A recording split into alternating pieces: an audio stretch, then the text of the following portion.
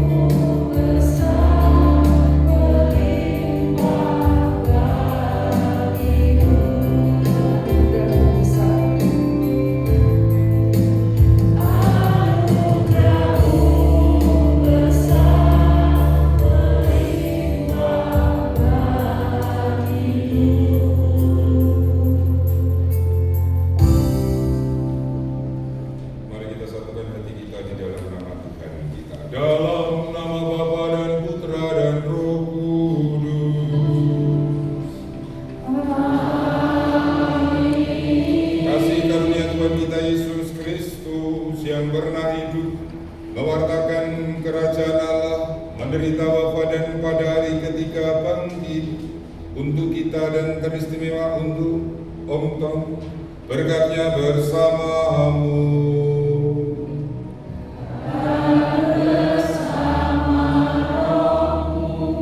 Silakan duduk, atur-atur.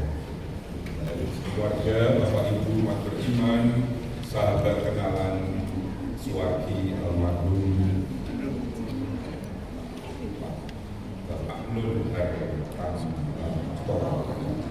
Nur Harto atau biasa dipanggil Om Bu Tiong, Om Tong panggilnya begini. Tidak tahu panggilnya Tong atau Atos, tidak tahu.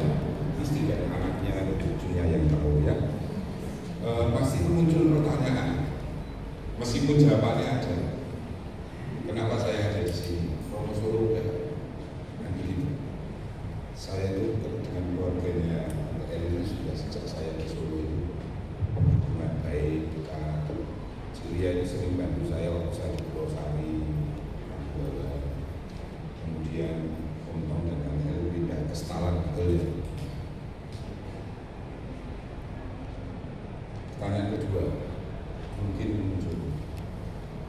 ini kan orang kampung nih. Bilang, ya enggak. Berapa kali saya ditanyai orang, waktu saya di Solo, setelah saya jadi imam, Romo mendoakan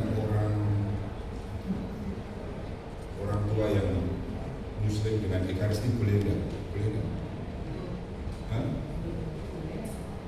Ya pasti boleh lah, kita yang maka kenapa? Om itu sudah berkali-kali ditawari baptis. Waktu saya Romo Paroki Purwosari, ini introduksi sedikit. Waktu saya Romo Paroki Purwosari, kalau bisa Tante Elin diantar boleh. Kalau tahu yang bisa saya ikut masuk. Korbannya Romo, saya bagus. Bisa mengatakan begitu. Ambo, apa ini semuanya sekokin agak ya. Tapi yang jelas selalu on the way gitu ya. Jadi sampai akhir ya on the way. Kita merayakan Ekaristi Maisong ini, malam kembang ini karena iman dari istri tercinta, karena iman dari anak-anak beriman. Segala sesuatu di dalam kerahiman Tuhan itu mungkin. Kita ciptaan bukan pencipta, kita tidak boleh tidak punya wewenang untuk menghakimi atau membuat tidak. Kita percaya bahwa penjahat di kanan kiri saja bisa masuk surga. Ya toh, kerahiman juga. Maka mari kita dengan berhati mohon ampun di awal perayaan ini. Saya mengaku dan kepada saudara sekalian bahwa saya telah berdosa dengan pikiran dan perkataan, dengan perbuatan dan perbuatan. Saya berdosa, saya sungguh berdosa. Oleh sebab itu saya mohon kepada Sang Maha kepada karangan dan orang kudus dan kepada saudara sekalian supaya mendoakan saya pada Allah Tuhan kita. Allah yang selalu baik hati mengasihi Anda dan saya, mengampuni dosa-dosa umat dan mengantar kita ke hidup yang kekal. Marilah berdoa. Anda bisa menyimak dari teks yang ada di tangan Anda. Engkau telah menyerahkan putramu kepada kematian untuk bebaskan semua orang dari kuasa maut dan mengaruniakan hidup kekal kepada kami. Pandanglah hamba-Mu, Bapak Nyoho Tiong, Pak Nur Harto yang telah Engkau panggil kehadiran. Ia dalam perjalanan wafat, semoga ia pulih seperti Kristus. Terimalah saudara kami, suami, papi, kakek, sahabat kami dalam kemuliaan abadi bersama-Mu. Bebaskan dan ampunilah Om Tong dari segala dosanya supaya pada hari kebangkitan ia menikmati kemuliaan dengan pengantaran Tuhan kami Yesus Kristus Putra-Mu yang hidup bersama di Kau dan Roh Kudus Allah sepanjang segala masa. Amin. Mari kita sambut firman Tuhan yang akan hidup.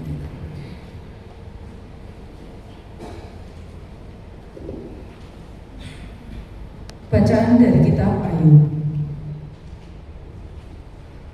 Maka berdirilah Ayub, lalu mengoyak jubahnya dan mencukur kepalanya. Kemudian sujudlah ia dan menyembah, katanya, dengan telanjang aku keluar dari kandungan ibuku, dengan telanjang juga aku akan kembali ke dalamnya. Tuhan yang memberi, Tuhan yang mengambil, terpujilah nama Tuhan. Dalam kesemuanya itu, Ayub tidak berbuat dosa dan tidak menuduh Allah berbuat yang kurang patuh. Demikianlah sabda Tuhan.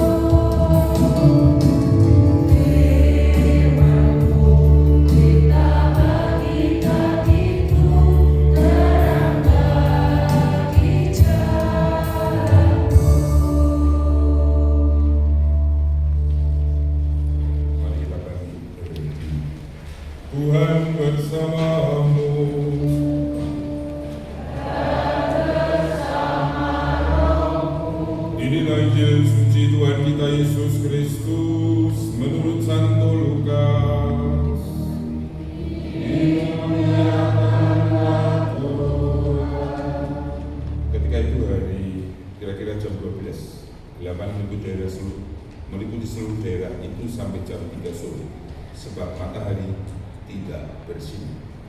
Tapi bayi Yesus terbelah dua di tengah-tengah. Lalu Yesus berseru dengan suara nyaring, "Ya Bapa, ke dalam tangan-Mu kuserahkan nyawa." Dan sudah berkata demikian, Yesus menyerahkan nyawa. Demikianlah sabda Tuhan.